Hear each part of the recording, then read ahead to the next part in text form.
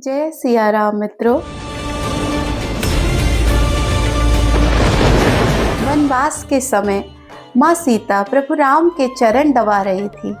तभी माँ सीता को आभास हुआ कि उनके चरणों के पास उन्हें कोई स्पर्श कर रहा है।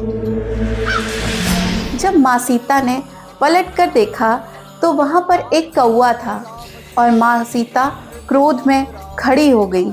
माता सीता ने उस कौवे से बोला, कौन हो तुम? अपने असली रूप में जल्दी आ जाओ, अन्यथा अच्छा नहीं होगा। माता सीता की यह बात सुन वह कौवा बिल्कुल भी नहीं डरा और अपने असल रूप में आने को तैयार ही नहीं था। तभी माँ सीता ने अपनी क्रोध की अग्नि दिखाई और बोला, अगर तुम अभी अपने असल रूप में नहीं आए तो मैं तुम्हें भस्म कर दूंगी। तभी वह कौवा अपना असली रूप दिखाता हुआ एक मनुष्य के रूप में खड़ा हो गया। और कौवे के रूप में आया हुआ वह मनुष्य था इंद्रपुत्र जयंत। माँ सीता ने उसे तभी कहा कि तुम अपनी मलिन दृष्टि से मुझे क्यों छू रहे थे? और जयंत कहता है, मैं आपको मलिन दृष्टि से नहीं छू रहा था, मैं आपके चरण स्पर्श कर रहा था। परंतु माता सीता कहती हैं कि एक स्त्री के पास छठी इंद्रिय होती है जिससे उसे पता चल जाता है कि कोई परपुरुष उसे किस भाव से छू रहा है, माता, पुत्री या फिर किसी मलिन भाव से।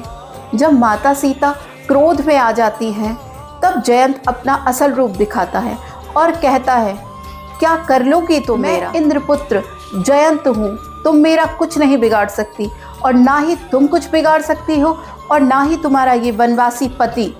अज्ञानी जयंत को पता नहीं था कि राम कौन है, राम किसका अवतार है और माँ सीता किन किन अद्वितीय शक्तियों की धनी है। परंतु अपने घमंड में अंधा हुआ जयंत कहाँ क्षमा मांगता, वह तो दंड ही चाहता था।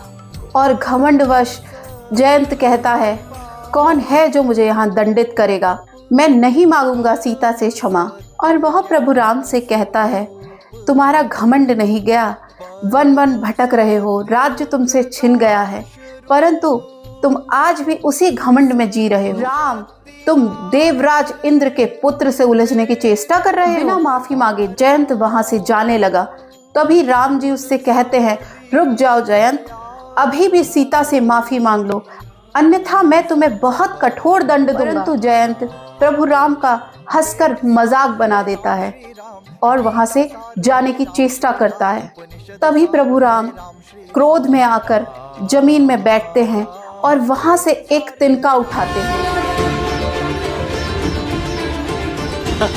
तिनके को उठाता देख जयंत प्रभु राम पर हंसने लगता है। हे राम, तुम इस तिनके से क्या करोगे?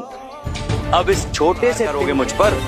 तभी प्रभु राम उस तिनके को अभिमंत्रित करते हैं और उस तिनके को जयंत की तरफ जोर से फेंकते हैं।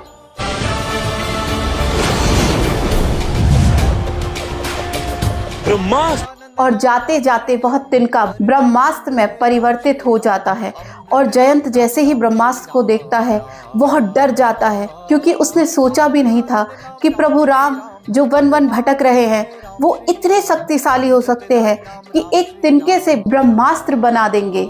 तभी जयंत पूरे जंगल जंगल ब्रह्मांड के हर कोने में दौड़ता है अपने बचाव के लिए, लेकिन उसे कहीं भी बचने का मौका नहीं मिलता।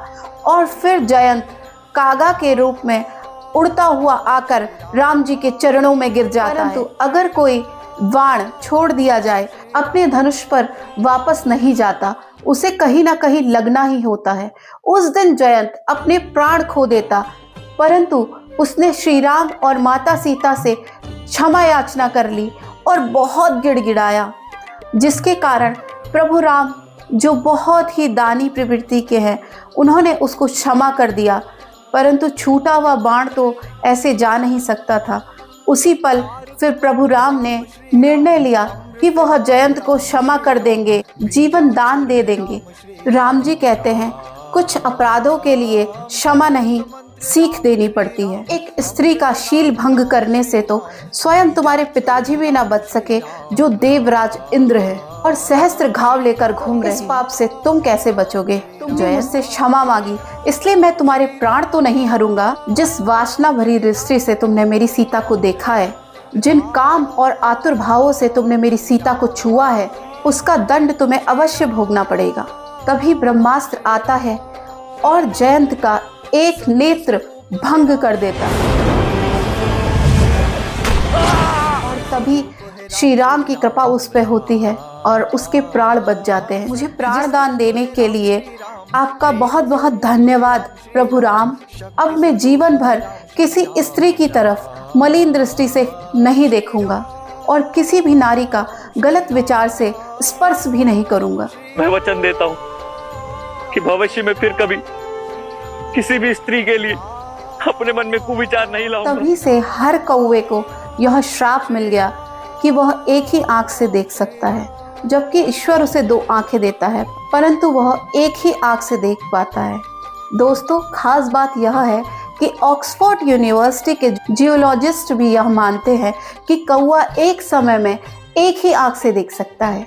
जिसे हम आज माइथोलॉजी बोलते हैं, उसे कहीं ना कहीं साइंस भी मानता है।